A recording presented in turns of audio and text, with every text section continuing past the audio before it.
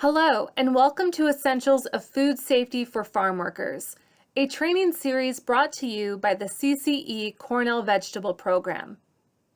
Every produce farm should implement food safety practices to ensure that produce is safe for consumers. This is Caitlin Tucker, Program Assistant for the Cornell Vegetable Program. Throughout this series, I will walk you through how to create a worker training program, foodborne pathogens of concern, routes of contamination, principles of health and hygiene, risk assessment, and much more. This training aims to cover many of the required worker training topics set forth by FSMA, the Food Safety Modernization Act, or other third-party auditing programs. This training series primarily focuses on training farm workers in the produce industry. Because food safety is a company-wide responsibility, we invite all farm employees to participate in this training. Here are some highlights from Part 1, How to Create a Worker Training Program. Every farm should have a food safety manager. All workers involved in growing, harvesting, washing, or packing produce should be trained. Farm workers should be trained on health and hygiene practices, sources and routes of contamination, how to spot food safety risks, and how to mitigate risks they see. Worker trainings should be documented. Trainings should be held annually throughout the season or as needed if a problem occurs. Let's begin Part 2, Food Safety and Why It Matters. Objectives for Part 2 include: describe the reasons all farm employees should care about food safety. Identify the 3 types of pathogens that cause foodborne illnesses. Identify the 5 ways in which produce can become contaminated on the farm. And describe potential food safety risks that can be found throughout the farm. So, why should we care about food safety? Reason number 1, we don't want people getting sick. Produce that has been contaminated with foodborne pathogens can cause severe illness and even death. Did you know that the Center for Disease Control estimates that each year 48 million people get sick from a foodborne illness? 128,000 are hospitalized, and 3,000 die. Some people are more at risk, including older adults, younger children, people with weakened immune systems, and pregnant people. Reason number 2, food illness outbreaks hurt business. When produce is found to be contaminated, those products may be pulled off of grocery store shelves across the nation. Even after the source of the outbreak has been traced and the recall has ended, customers may still feel uneasy about buying those products. Sales may not rebound for months, which means farms lose money. Outbreaks can also decrease consumer confidence and loyalty. If a foodborne illness is traced back to your farm, your customers may lose confidence in your ability to grow safe produce. They may decide to buy their produce from another farm. If your farm is linked to a food illness outbreak, you may be required to stop production until the source of the outbreak is identified and resolved.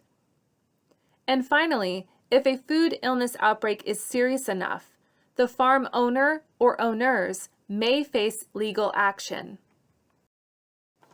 Reason number 3, buyers may require food safety policies. There may be a push from customers to have food safety practices and policies. Or larger buyers like grocery stores, farm-to-school programs, hospitals, restaurants, or food hubs may require you to have food safety policies in place before they will buy produce from you. They may ask that you complete a third-party audit program, like GAPS or Harmonized GAPS. Reason number 4, Federal law says we must follow food safety on the farm. In 2011, President Obama signed into law the Food Safety Modernization Act, known as FSMA. This act focuses on preventing food safety issues through worker training, risk assessment, having food safety policies, and so on.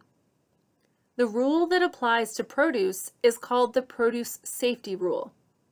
Some farms are required by law to comply. Ask your local extension educator if your farm falls under this rule. Reason number 5. There are other benefits. Time is money, but there is only so much time in a day. Food safety practices can help increase efficiency on the farm through record keeping. You can reduce the spread of plant diseases through the regular cleaning and sanitization of tools, harvest bins, and equipment. You can improve wildlife management through monitoring of feces, animal tracks, or trampling. And finally, routine tasks on the farm can be streamlined through the use of standard operating procedures, or SOPs. Let's discuss how people get sick from eating produce.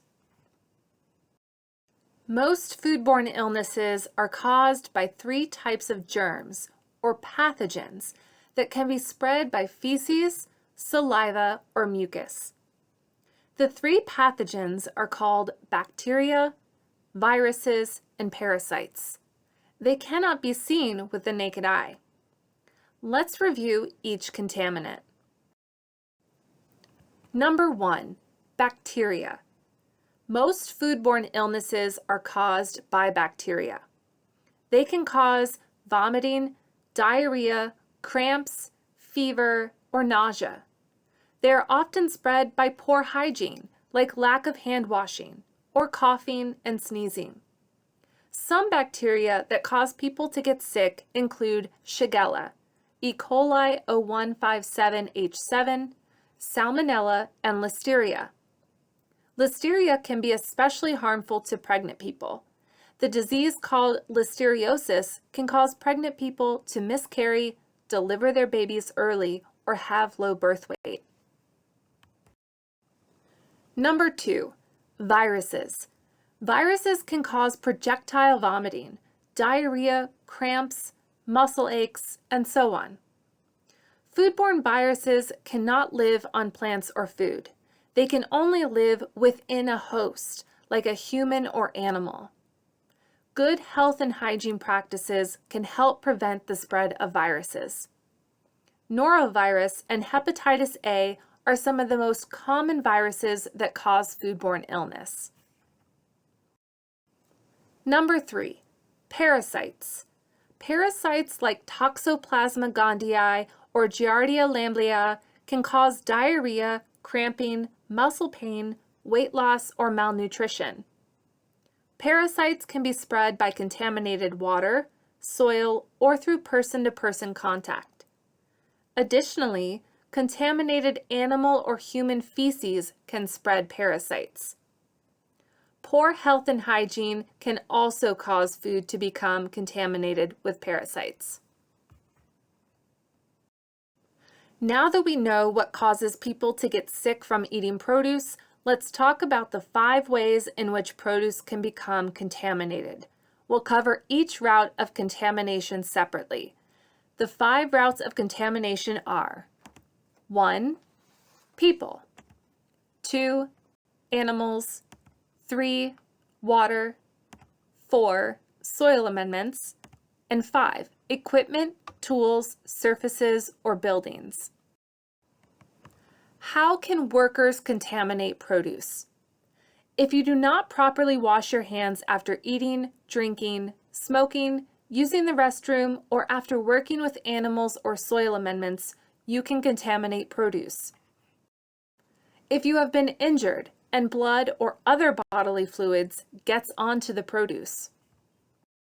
If you work while you are sick. If you wear dirty clothes or boots to the farm, or if your boots or clothes get contaminated with manure while working on the farm. if you do not properly use the restroom by throwing away toilet paper into the toilet, or if you do not wash your hands with soap and water. If you harvest produce with contaminated tools. How can animals contaminate produce? Domesticated animals like cats, dogs, other pets, chickens, livestock, or draft horses can contaminate produce if they are allowed in areas where crops are grown, harvested, washed, packed, or stored. Wild animals can also contaminate produce, and they are much harder to control. It is important to remember that all animals are capable of spreading pathogens in their feces, mucus, or saliva. If animals poop in fields, eat crops, root or trample on crops, they can spread contamination. Water can become contaminated from animals if they get into creeks, ponds, streams, rivers, or other bodies of water used for crop production on the farm. If animal manures are not properly stored, they could run off into the field during rain events or flooding, or animals could get into the manure and spread it across the farm. How can water contaminate produce? Water can very easily carry and spread pathogens. It can become contaminated from animals if they get into creeks, ponds, streams, rivers, or other bodies of water that are used for irrigation, or if there is frequent flooding from those water sources. Small animals could also contaminate larger irrigation hoses if they are able to get into them during the off-season when they are stored. If there are heavy rains or flooding, contamination can be spread easily to a larger area. Water that is used in washing or cooling produce can also introduce contamination. How does that work? If you harvest cucumbers and just one cucumber is contaminated with feces, when they all go into the wash water, the feces will spread in the water and could contaminate all of the cucumbers. This is why it's important to use a food-safe sanitizer to kill foodborne pathogens in the water. Another thing that can happen is called infiltration. If the crop you are washing is very warm and the water you are washing it in is very cold, a vacuum-like effect called infiltration can happen. Water will be sucked into the crop, including any germs that are in the water. This can reduce the quality and shelf life of the crop, and once the foodborne pathogens are inside, they cannot be removed. Tomatoes, peppers, cantaloupe, wilted greens, apples, and summer squash are more at risk for infiltration. There is more risk if you completely submerge the vegetables or keep them in water for a longer period of time. Wounded or bruised fruit is also at greater risk because there are open wounds that foodborne pathogens can enter through. How can soil amendments contaminate produce? All manures can carry foodborne pathogens. If you apply manure too close to harvest, crops could become contaminated. If manure is not completely treated, there is a chance it might contain foodborne pathogens in it. If manure is improperly stored, animals can get into it, or it could spread from water runoff or flooding. If manure is spread on a windy day, there is a chance that particles can blow onto areas of the field that you did not intend.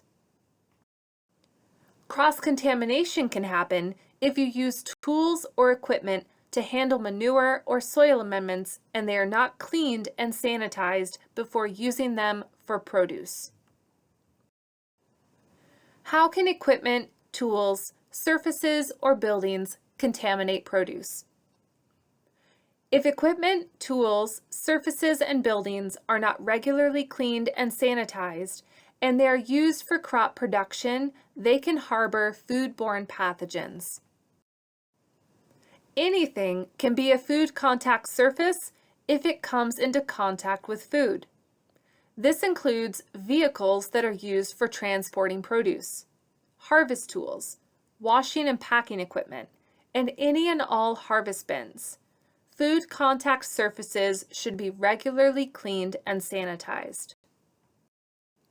Tall grass outside of buildings can attract small animals like rodents. Birds and rodents can also enter into packing areas.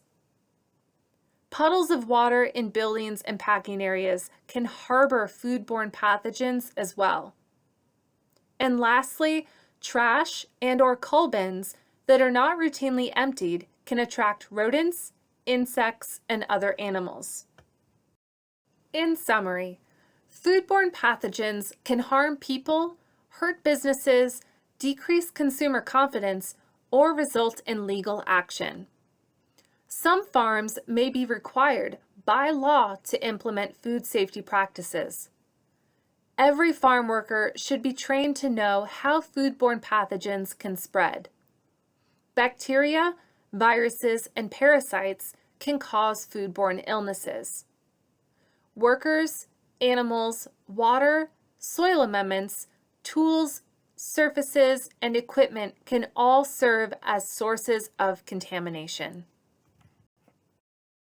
Thank you for watching Part 2, Food Safety and Why It Matters. If you have any questions or would like clarification or help identifying resources, do not hesitate to reach out. You can reach Extension Specialist Robert Haddad via email at rgh26@cornell.edu or by phone at 585-739-4065.